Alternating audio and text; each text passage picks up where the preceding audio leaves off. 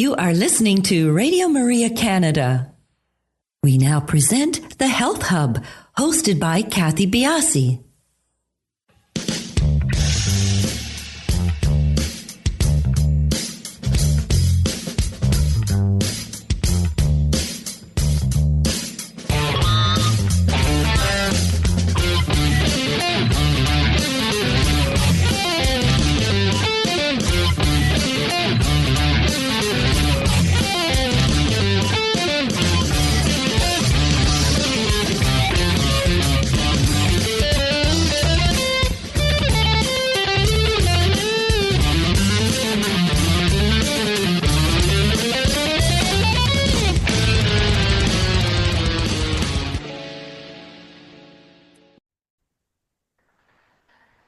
Welcome to the Health Hub on Radio Maria Canada, exploring cutting-edge health and wellness information and therapies, helping you to take your health to the next level. I'm your host, Cathy Biase, and I'm an holistic nutritionist and a professional cancer coach. Our modern world is literally buzzing, from cell phones and Wi-Fi to smart homes and wearable technology. We are surrounded by electromagnetic fields every single day. While these invisible forces power the conveniences of modern life, research is raising important questions about how constant exposure may be impacting our sleep, energy, mood, and long-term health. On today's show, we will be discussing what EMFs are, how they may affect our body, and most importantly, what we can do to protect ourselves. And joining us to do so is Arthur Menard, founder of HAVN, a brand pioneering innovative clothing designed to shield us from everyday EMF exposure without sacrificing style or comfort. Arthur is a Forbes 30 under 30 entrepreneur, TEDx speaker, as well as the founder of HAVN, the world's first EMF-blocking apparel designed for daily wear. Trusted by doctors, elite athletes, and the U.S. Air Force, HAVN's patented WaveStopper fabric blocks 99.7% of radiation from everyday tech, helping reduce risks tied to fertility, hormones, and cognitive health. Since its launch, HAVN has sold over 250,000 products to more than 70,000 customers worldwide. Arthur holds an MS in Biology and Engineering from AgroParisTech and an MBA from HEC Paris. His mission is to help people live longer, feel better, and thrive in a connected world. Join us for this fascinating show. We'll be back in just a few minutes to speak with Arthur Menard. You are listening to Radio Maria Canada. We now continue with the program, The Health Hub, hosted by Cathy Biase. Welcome back to the Health Hub. Please do follow us on our social sites. We are on Instagram, X, and Facebook, and we are at the Health Hub RMC on those occasions. Arthur, welcome to the show. Cathy, thank you for having me. Excited to be here. Yeah, I think this is going to be a topic, for as long as I've been in integrative health, which is over 10 years, it's always been sort of an outlying topic, and so in the last little while, there's been more and more traction with EMFs and their impact on health. And I think that this show will bring that front and center. We do want an integrative health plan, and I think understanding, as you will let us know, what EMFs are and their impact in so many areas of health is going to be an important thing for my listeners. So tell us about how you got into this world of EMFs. Was it a personal story? Did you just happen to fall into it? You go with your side. I would say that everyone's falling into it if you take it from an exposure perspective. But when it comes to my personal story with EMF, I grew up with two grandparents who battled cancer for all of my life. And so I grew up with a very keen interest for longevity and particularly cancer prevention. That interest culminated in a master's degree in biology with a focus on human health and engineering. I double majored, and my very first job was studying the genomic patterns of prostate cancer. Through this, I became exposed to my first research papers that I read, or the first research paper that I read about the link between EMF and cancer. And I started going down the rabbit hole, so to speak, and really had a haha moment when I found out that EMF were categorized as a class 2B human carcinogen, which is the equivalent class to car exhaust fumes. And while you can smell exhaust fumes, you cannot see, smell, feel, for most people at least, EMF. But that doesn't mean that they're not everywhere surrounding us and that we're not going towards, and we've been going toward the world of more and more exposure.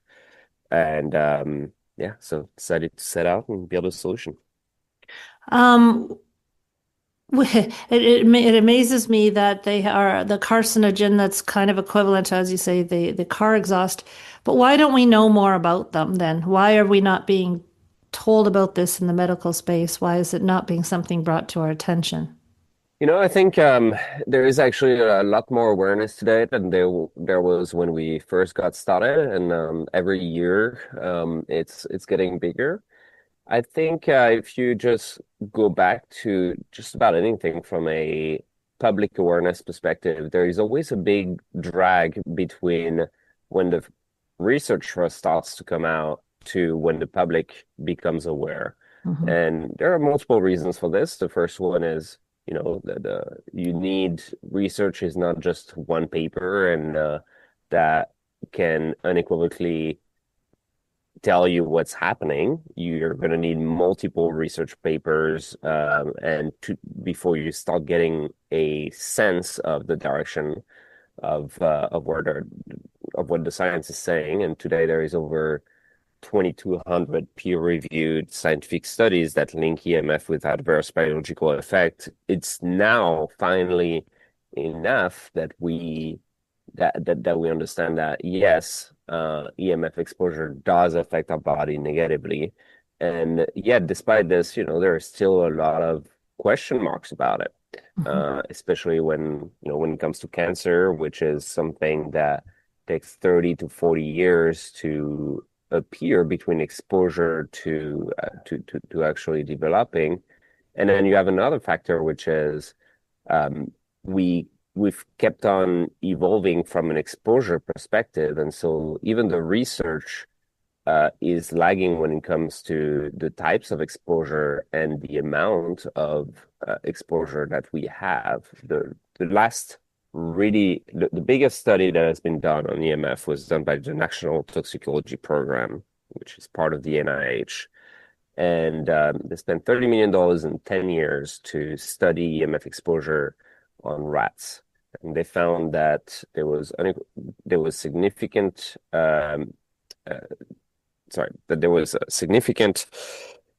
evidence that there was strong evidence of significant DNA damage associated with EMF exposure. Well, the exposure that we're talking about was the one from a cell phone back in the 2010s, early 2010s, because that was a 10-year study. And so the difference between a cell phone signal then and a cell phone signal now is pretty significant with the rise of in between 3G, 4G, 5G. And then the fact that we're not just exposed to a cell phone signal now, we're also exposed to wearables, connected cars, connected homes, more and more cell phone towers, etc. So again, you've got a lag of awareness from when the science starts, and then there's even a lag in the science compared to the current levels of exposure. Let's take it back a bit. EMF exposure is not something that was created by cell phones, though, correct? We have been being exposed to EMFs for many, many years. Yeah, the rise of EMF exposure, though, is very much linked with your cell phone. And right. One of the key reasons for this is EMF generally, I mean, you're a radio show. Radio waves are part of the EMF spectrum. However, they're a much lower frequency compared to cell phones. Cell phones fall in the microwave category of EMF, which are, well, actually the same as the microwave you have at home that you use to cook your food. And they emit this type of radiation in order to communicate with cell phone towers and or with Wi-Fi routers. And EMF are essentially radiation that are transmitting information so that our wireless devices are able to get wireless communication. So our cell phones, our computers, our wearables are all emitting radiation because that's how they're staying in touch with each other. That's how they're connected to the internet or connected to our Wi-Fi router. Is it the cumulative effect of all of these things, or is it definitely cell phone holds the biggest prize when it comes to exposure? You know, this is part of what I was talking about before, which is there are still gaps today in fully understanding what's worse. Is it the fact that we're continuously exposed to a baseline of EMF from all the cell phone towers? I'm doing this interview from home today, but at the office, I have about 34 Wi-Fi signals around me. I'm in downtown Santa Monica, so there are a number of cell phone towers around the office as well. And then there are all the connected devices that will be surrounding me. Now, when it comes to EMF exposure, the amount of exposure that we're under is inversely proportional to the distance, which means that if you put your cell phone twice as far away, you're going to get 4 times less exposure than it's in its original position. So the culprit, when it comes to cell phone, this is most likely the device that is with wearables and perhaps your laptop as well. These are the devices that are going to be exposing you to the most amount of EMF, especially when it comes to wearables and cell phones, which are devices that you're going to be wearing often on your body for most of the day. So we're going to get in later in the show into what you've created, your clothing line. But I need to ask, do you wear wearables? I mean, the thing that has moved health and awareness in the last little while has really been the ability for people to sort of self-guide, be self-aware of their own health. So these two things seem counterintuitive. Are they just something that we should stay away from, or something that we need to be aware of and combat? Yeah, I think, when it comes to technology, and actually most innovations, there is always kind of a double-edged sword aspect to it. But I do agree with you. I think wearables are incredibly useful. And what I'll say is, I'll answer your question. Do I wear wearables? Yes, because not all wearables are created equal when it comes to EMF exposure. The one I personally wear on a daily basis is Oura, and the ring?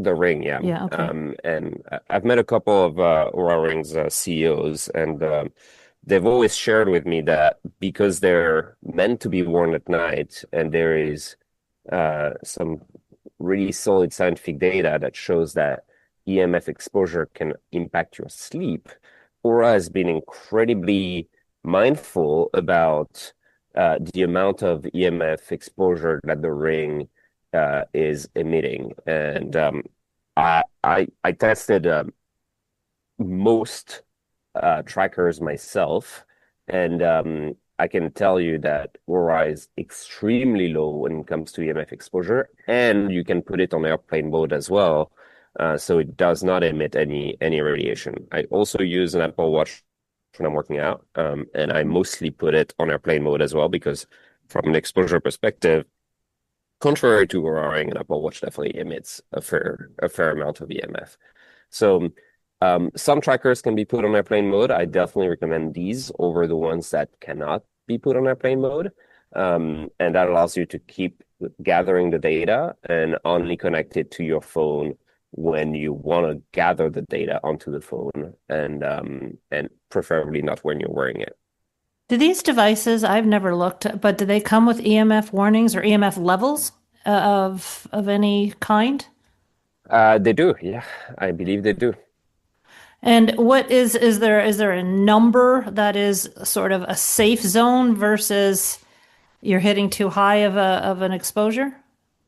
This is a fascinating question. If you look at the maximum level exposure levels that has been set by the FCC, it's a number that was set in the 1990s, and that was based off the cell phones from back then, which were early 1990s. They were like, those cell phone bricks that you would carry in your backpack, and I believe the average use per week was 4 minutes or 6 minutes. And that was essentially the amount of exposure that was taken, the type of use that was taken when building that exposure limit, or rather emission limit of EMF. And it was also based on the science on the heating effect of EMF. We talked about EMF being the same as your microwave, so that they can heat tissues. Whereas most of the biological effects that have been studied from EMF today are non-heating effects, and we can get into the specifics, or we can try and give a very TLDR explanation about what's happening in our body from at a cellular level when we're exposed to EMF. But these are not considered at all in the current limits, which are completely outdated, and which also don't take into account the cumulative effect of EMF exposure.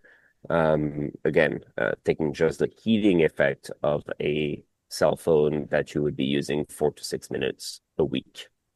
So are we guessing at our exposure levels, or do you personally have a number in your head that you're looking at? No, I wish I could give you an answer here. Okay. There is no definitive answer as to how much EMF is too much EMF today. What I'll say is my rule of thumb around this is essentially I take it the same as any other pollutant. We mentioned car exhaust fumes before. I don't think today we can say for sure how much, how many minutes can you safely breathe behind a bus that would be emitting like dark fumes, And so what I try to do is, if I'm biking behind a bus, I'll let it go, and and I'll let it drive a little further before I keep biking. And so same goes with EMF, same goes with any polluants, any type of environmental stressor. I think the less is always better, and especially because of the nature of how it's impacting your body. Essentially, EMF exposure can increase free radicals and oxidative stress, and so the less amount of exposure, the less likely you are to enter a state of oxidative stress, which is the root cause of most of modern diseases, as well as can contribute to a lot of chronic disease symptoms. And we are definitely going to get into more specific impact of EMFs on the body, but these little questions keep popping up in my mind. Does having AirPods versus plug-in, do these little things make a difference if people are trying to limit their exposure? Massive difference. And you and I were on camera before we started this interview, and you probably noticed that I am wearing wired headsets. And when it comes to any headsets that are Bluetooth connected, a lot of them emit each individual little AirPod or equivalent often emits as much as a cell phone. It's being put directly in your ear, so it's even closer than a cell phone that you would put against your ear. And the ear canal has a direct access to the brain, where there is very little material in between the ear canal and the brain itself. So the radiation has a direct path to go and be absorbed by the brain. In general, when it comes to EMF radiation, they are absorbed by your body is what's called a lossy medium, meaning that it absorbs the radiation over time. And so if you're looking at organs that have a lot of tissue in between themselves and the outer part of your body, or where the emission source would be, these are organs that are a little better protected compared to the brain, for instance, which has just a thin skull in between itself and the emission source, or the genitals, which is another example of the organs that are very that at least the research have shown are very affected by EMF exposure. The research must have come fast and furious in the last, 10 years or so, because I remember, 10, 15 years ago, it was like, don't put your phone in your back pocket. Don't, girls, don't put your phone in your bra, sort of thing. And there was really nothing to back it up other than this idea of it just doesn't feel right to be doing something like that. Has it been an onslaught of research that you're dealing with? Yeah, it's been definitely accelerating from a research perspective. And if you look at a chart of the number of studies that have been done in recent years, it very much looks like an exponential, which is great to see. And there's been also, as I mentioned before, some bigger institutions such as the National Toxicology Program from the NIH who've been conducting some of that research. And so obviously they carry a lot of weight. And so I think today we're finally at a stage where the consensus is shifting and we're understanding the biological effect. And there are still more research that are needed in a number of different fields. But again, we're also starting to understand the underlying principles from at a cellular level, which helps understand why there is such a wide array of effect of EMF exposure. Because what's been mostly shared from a science perspective has been obviously cancer. This was the number one.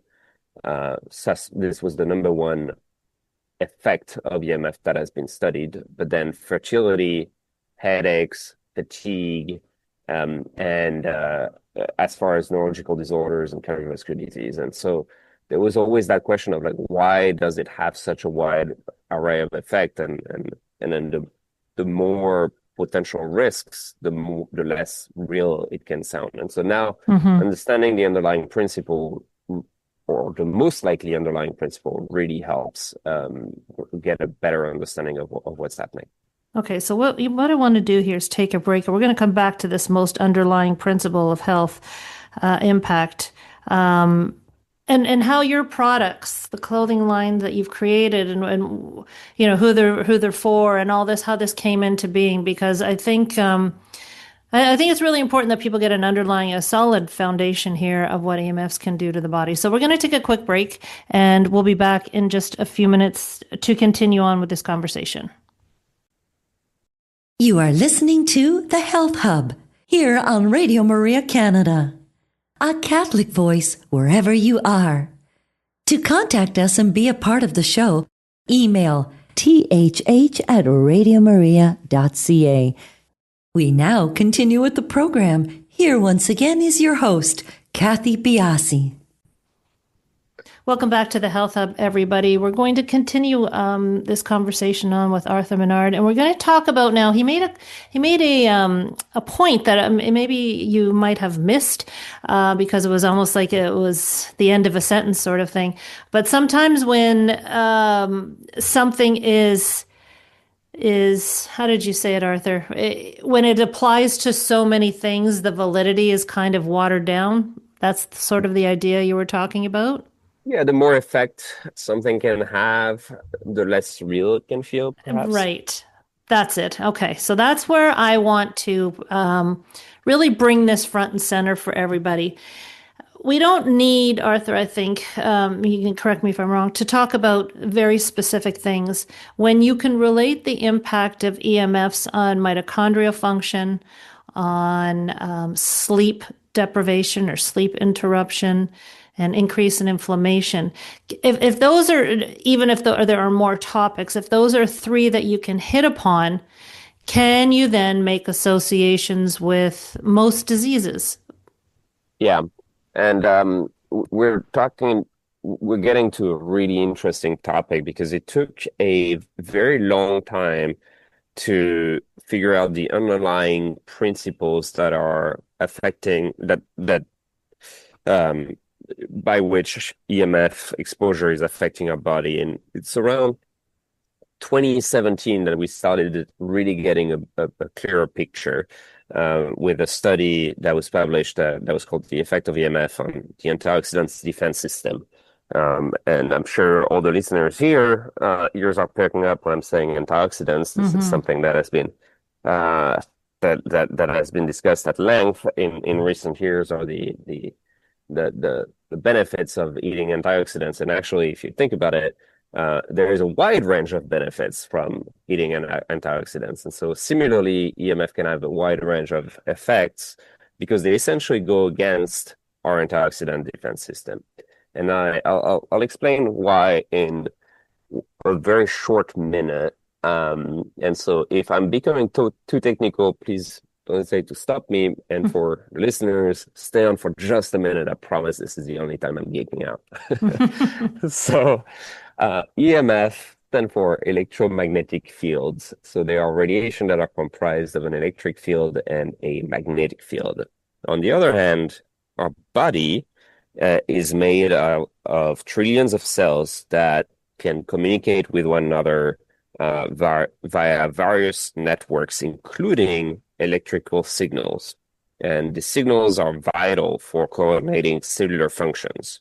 And what the research has shown as early as 2017 is that the electric field of the EMF radiation can disrupt those electric signal mechanism from the cell. And a key mechanism involves what's called voltage-gated calcium channels, or VGCCs, which are proteins in the cell membranes that regulate calcium ion flow in response to electrical signal, and which is one of the key cellular communication signals.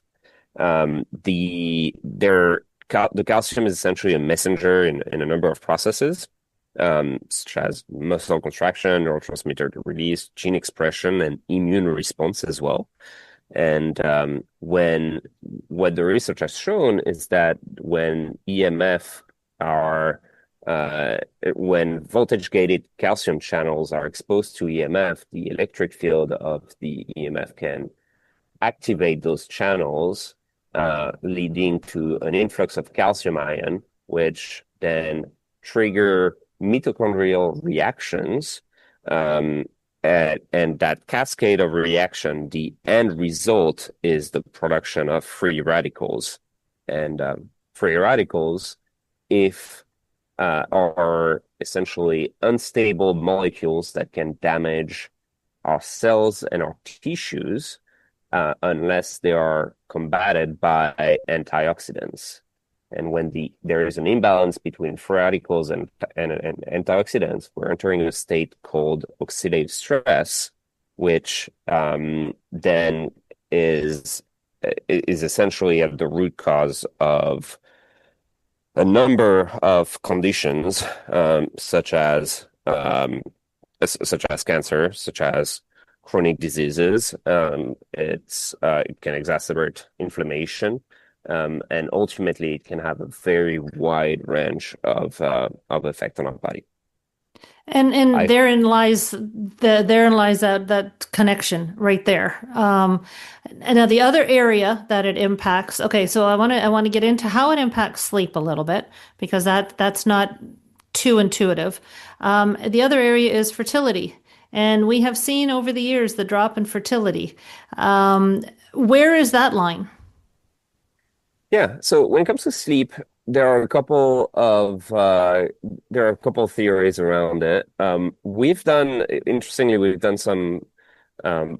some early studies on the impact of wearing HAVN. We'll get into it after, and specifically HAVN pajamas at night for people using sleep trackers, and we've seen some significant improvement. And there are a couple of reasons behind this. Number one, what the research I've shown is, and most likely it is due to this oxidative stress imbalance, but when your body is exposed to EMF, we're seeing a pretty stark difference in heart rate variability, which is one of the leading indicator of your body's stress. When your body is exposed to EMF versus not exposed to EMF, you're more likely to enter a sympathetic state, which is the equivalent of the fight or flight state. Your body is either in rest or digest or fight or flight response. Fight or flight is great if you're being chased by a lion or if you're hunting yourself. However, it is not great if you're trying to recover and for your body to rest and digest.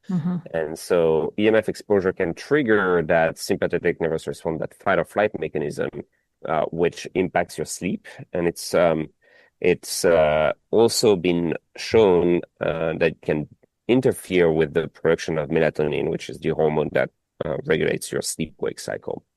So reduced melatonin levels can lead to difficulty falling asleep, restless sleep, and just generally fatigue. So between the two mechanisms, this is how EMF can impact sleep. And a lot of people have been reporting that when they switch over to sleeping with either a lightweight beanie or HAVN pajamas, they have the best sleep they've had in a long time.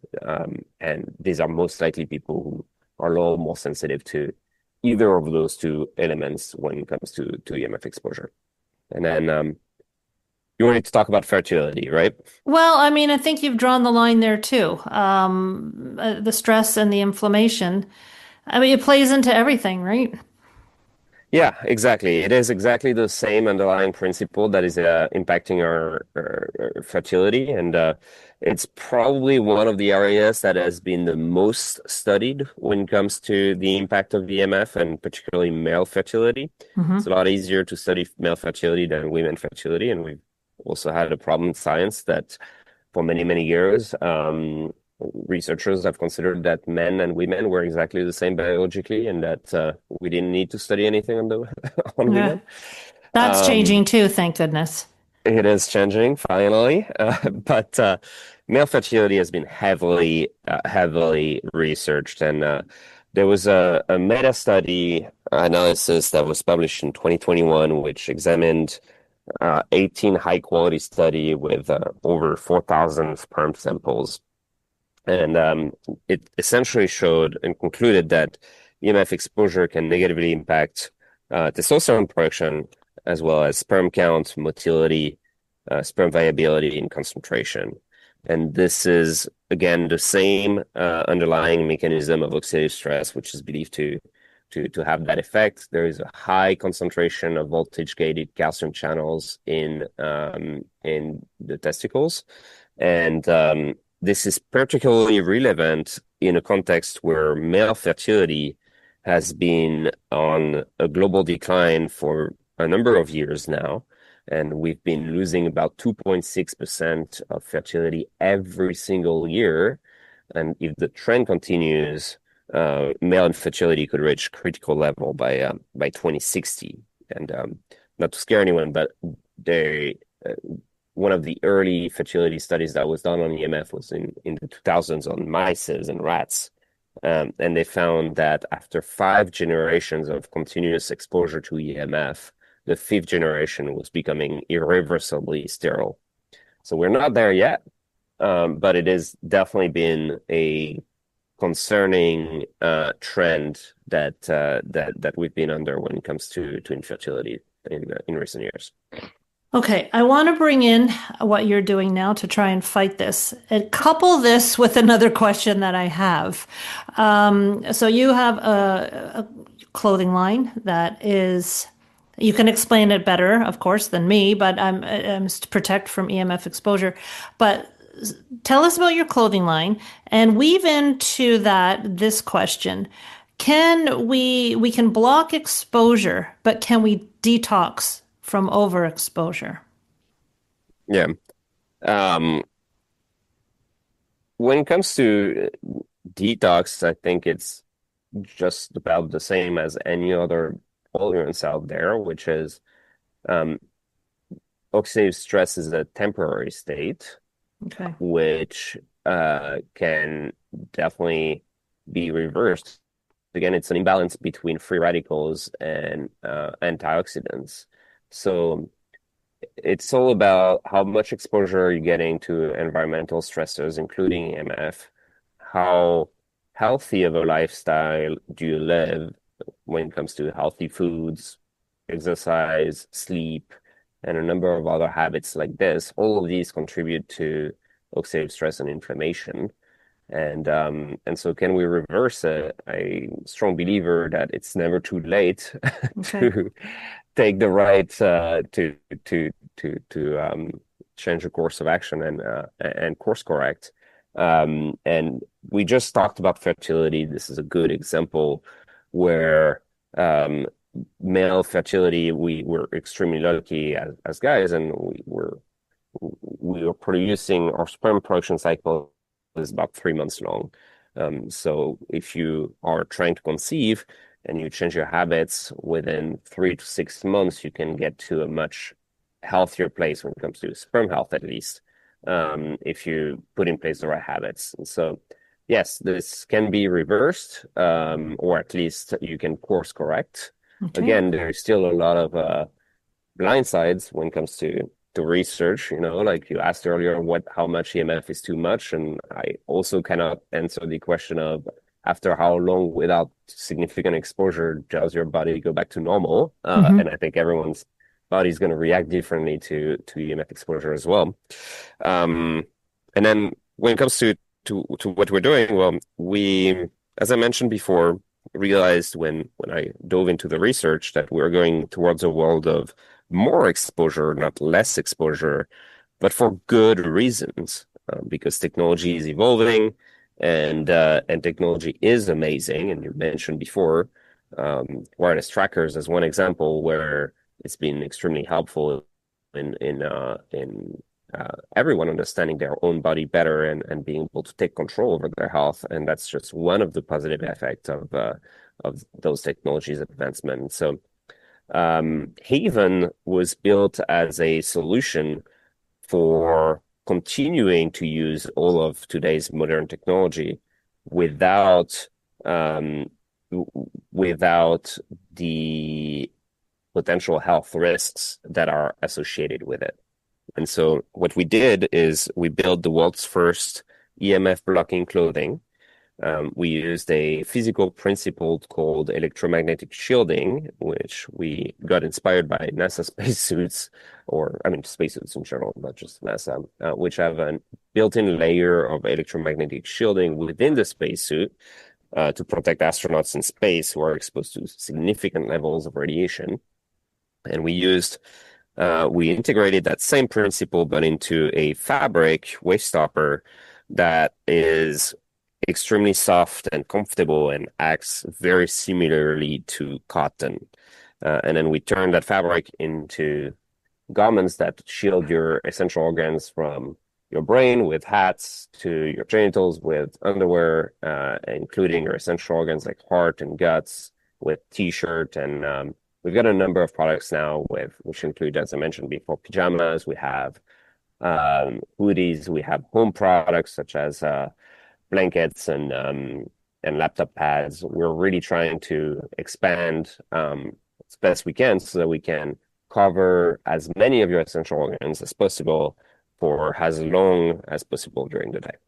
So obviously from a business side of things, you want everyone to wear the clothes all day, every day. But theoretically, is this something that are your garments to be worn in maybe times of high exposure? How do we hit this without having to change our whole wardrobe? Yeah, I mean the way we've we've gone about it is first we've taken daily essentials as the very first clothing items, and then so if you're looking at underwear, for instance, it's an easy replacement to which doesn't need for you to change your fashion choices.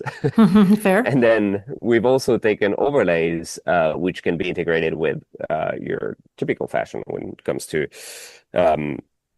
a hat or a hoodie. This again doesn't need to change your wardrobe to be protected, but there are definitely times where you are exposed to more EMF exposure compared to less. And depending on who you are and where you work, the answer might be different. But an office building, if you're can typically have pretty high levels of EMF radiation. A hospital or clinic settings have extremely high EMF levels. If you're flying, this is the most amount of EMF you'll be exposed to for the vast majority of the population. And then Why flying? A couple of reasons. You have, but the main one being you're sitting in a box that is acting as a Faraday cage and keeping most of the radiation inside. And the plane itself has a number of avionics, including the radar, that are extremely powerful, and where a portion of the radiation are staying within the plane. And then you're also exposed to more cosmic radiation, which are typically filtered by the atmosphere. But when you're in a plane, you have less of that filtration effect because you're higher in the air, so you have less atmosphere filtering out the cosmic radiation. I had no idea. Interesting.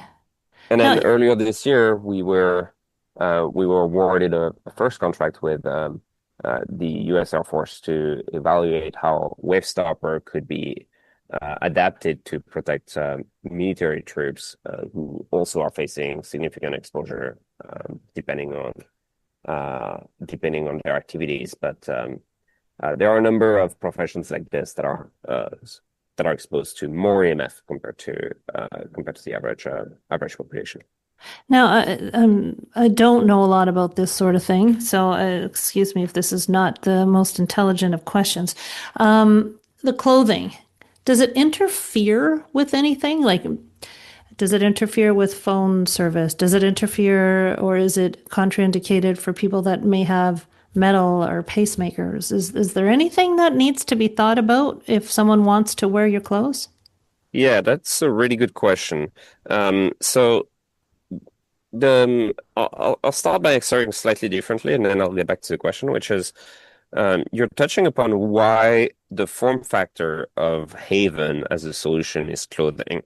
It's not because I really wanted to create a clothing line by any means. It's really because the EMF that we mentioned before are used by our devices to communicate with one another. And so, unfortunately, we cannot do any shielding at a device level, or we're essentially preventing your devices from communicating with one another. So we can't create a case for your cell phone, for instance, that would block EMF without interfering with your cell phone's ability to get signal and be connected to the internet. And so the only form factor we could create that would be actually effective is to surround the body with a electromagnetic shield, and that's what HAVN is doing. So unless you're putting your cell phone inside your clothing, which you definitely should not be doing, because your cell phone is going to emit more to find signal. That's why you're losing battery faster when you don't have signal. Your cell phone won't be affected by the clothing. The only negative effect of wearing HAVN, if you can call that a negative effect, is if you're going through airport security, especially the EMF machine, that round circular machine scanner is actually using EMF to detect metal in your clothing. You will definitely light up like a Christmas tree if you're wearing our products in that machine. Okay. But you can also opt out to not go through this machine and just have a pat down, which you will get either way if you go or you through. throw it through security. That's fine too. Yeah, correct. So that's the only effect. When it comes to pacemakers, I am not making any recommendation on that front, and I would say talk to your doctor. Okay. All right. Now, give us all the details where people can find your products and all of that stuff. People can find us on our website, havenwear.com, HAVNWEAR. Haven is like a safe haven, but without the E because we block EMF. Havenwear.com, and we're at Havenwear on all social media. Wonderful. Thank you so much, Arthur, for being on the show. I found it extremely informative. Lots of stuff I didn't know, and that's how I judge a great show, is when I come away learning lots of stuff too. So thank you so much for being on the show. Look forward to having you back if there are new technologies coming out, any new research. It's still a young topic, I think, and well worth further investigation. But thank you for coming to the Health Hub.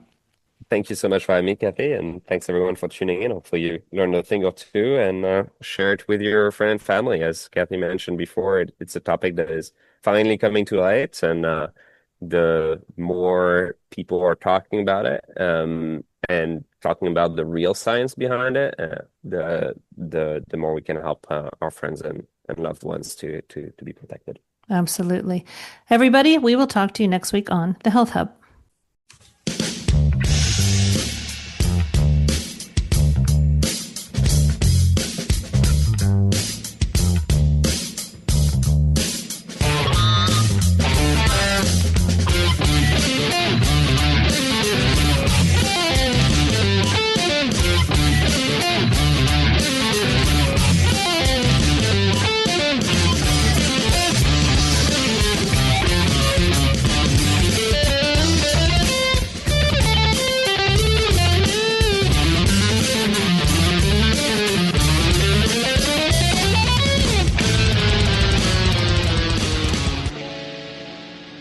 You have been listening to The Health Hub, hosted by Cathy Biase, here on Radio Maria Canada.